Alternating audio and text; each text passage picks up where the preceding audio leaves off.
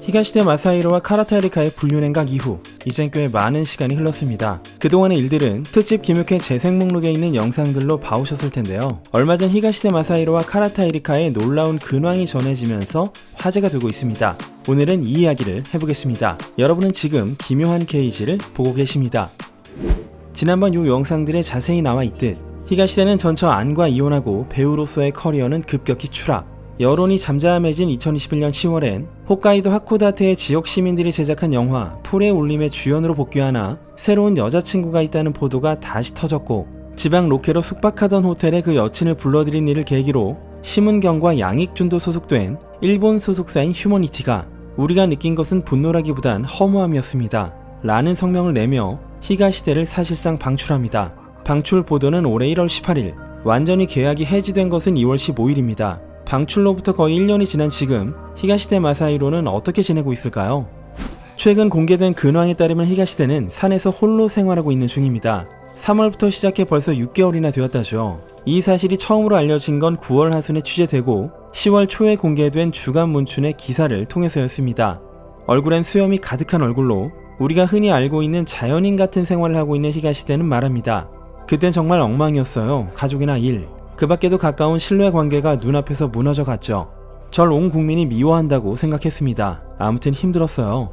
도쿄에서 외출도 불가능하고 그렇다고 방에만 갇혀 있을 수만도 없었던 그때 히가시대는 한때 잠깐 취미로 했던 사냥을 다시 해볼까 싶어 관서 지방의 한 산으로 갔다고 합니다. 그런데 그만 차 타이어에 펑크가 나버렸고 휴대폰도 터지지 않던 그때 어떤 주민이 타이어 수리를 도와줬다는데요.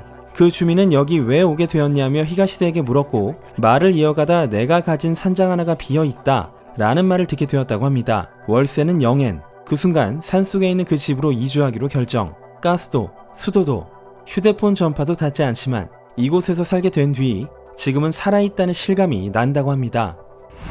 그가 이렇게 갑자기 총을 들고 홀로 산에 들어가 사냥을 하거나 오두막을 지는 생활을 할 수 있었던 이유는 2018년쯤으로 거슬러 올라갑니다. 5일간 사슴 2마리 정도를 잡으며 초심자치곤 괜찮은 스킬을 갖고 있었던 히가시대는 유해조수 구제를 하고 있다는데요.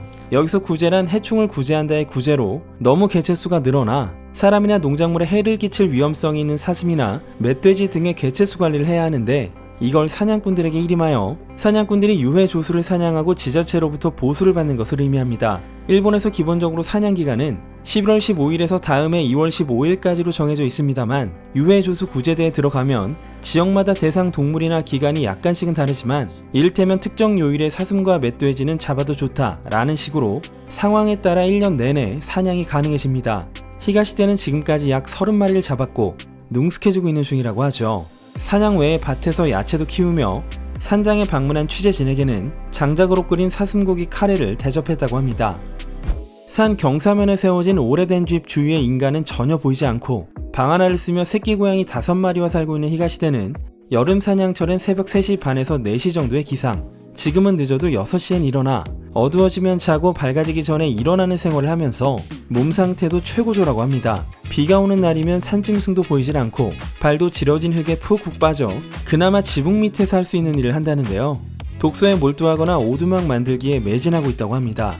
처음으로 사냥에 흥미를 가지게 된 계기도 샌마츠 시냐의 나는 사냥꾼이 되었다 라는 책을 보게 된 것이라죠. 수도가 없기 때문에 산 위에서 흘러내려오는 물을 물탱크에 저장해서 사용하고 끓이거나 소독은 하지 않고 그냥 마신다고 합니다. 천연 미네랄이라면서요. 가스도 없으니 장작을 피워 요리를 하고 세제를 조금도 쓰지 않으며 전기에도 전혀 의지하지 않습니다. 토마토, 가지, 고추, 강황, 콩이나 땅콩에 허브까지 키우고 그나마 식재료로 읍내에 내려가 사는 건 생강과 마늘 정도.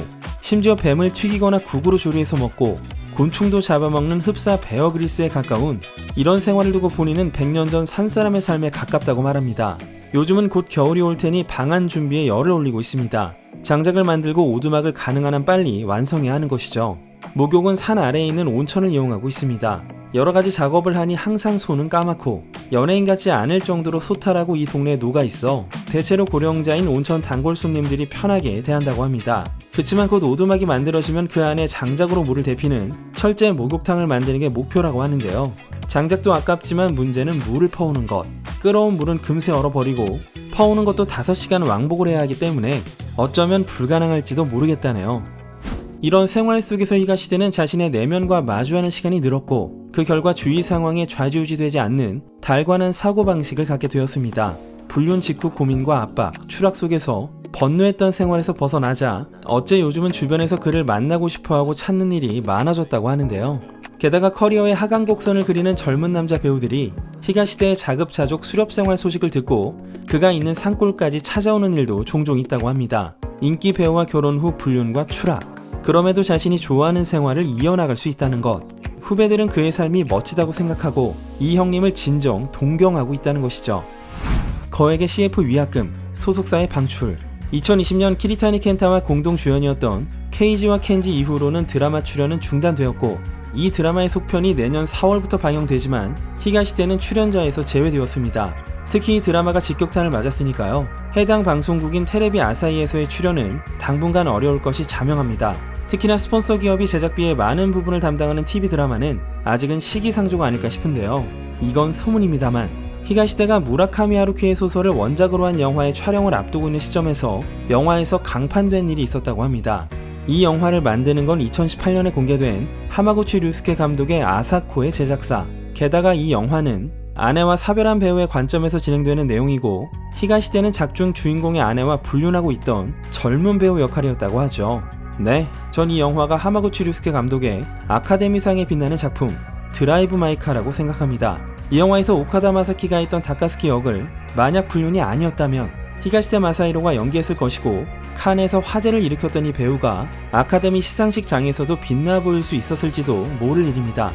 정말이지 커리어적으로는 영원히 끝나지 않을 무간지옥에 빠진 것처럼 보였던 히가시대였지만 배우업을 관둔 것은 아닙니다. 심지어 희망이 보이는 것 같기도 한데요.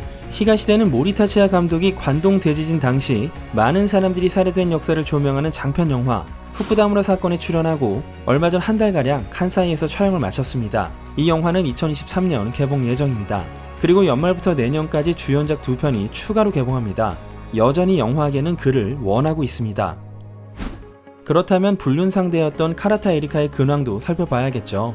2021년 9월에 공개된 한 패션 브랜드의 단편 영화로 카라타는 약 1년 반 만에 복귀했고 올해 11월 26일에 개봉하는 노호우의 나가레루 쪽으로 흐르다라는 영화의 주연으로 발탁. 이번엔 정말 본격적인 복귀 노선을 타고 있습니다. 카라타는 최근 치바현의 시민체육관에서 드라마 극악여왕을 촬영하고 있었는데요. 1980년대의 여자 프로레슬러를 주제로 한 작품으로 여기서 카라타는 주인공의 라이벌 역으로 등장을 한다죠. 머리카락을 잡고 의자에 맞거나 하는 레슬링 액션 장면도 많다고 합니다. 이 작품은 2023년에 넷플릭스로 방영이 됩니다. 히가시대 마사히로의 전처였던 아는 지난 8월 하순부터 파리로 이주를 했습니다. 9월부터 아이들의 새학기가 시작되기 때문이었는데요. 새 아이들과 반려견을 데리고 갔지만 일본에서 일이 있을 때는 어김없이 다시 돌아가곤 합니다. 여름엔 좋은 일이 많았습니다. 드라마 경쟁의 파수꾼의 촬영을 잘 마쳤고 TBS 세계유산의 나레이션도 계속 이어가기로 했거든요. 연을 끊을 줄 알았던 아버지 와타나베 켄과 함께 출연한 영상은 1000만 뷰가 넘는 조회수를 찍었고 짐 싸는 모습부터 파리에서의 생활 스케치까지 시청자들과 팬들에게 꾸준히 선보이고 있습니다. 훗날 영국 런던의 아이들을 유학 보낼 예정이라는 아는 현재 아이들에게 1어 불어 영어 3개 국어를 일본 구몬학습을 이용해서 학습시키고 있다고 합니다. 아이들과의 통화가 삶의 빗줄기라고 말했던 히가시대에겐 좀 더 외로운 시간이 계속될 것 같습니다. 시간이 해결해준다는 말이 있죠. 이렇듯 각자의 삶의 갈래길로 뻗어나가는 부부의 모습도 카라타가 복귀를 위해 애쓰고 있는 모습도 그런 게 아닐까 싶습니다. 오늘은 여기까지 하겠습니다. 지금까지 기묘한 KG의 K였습니다.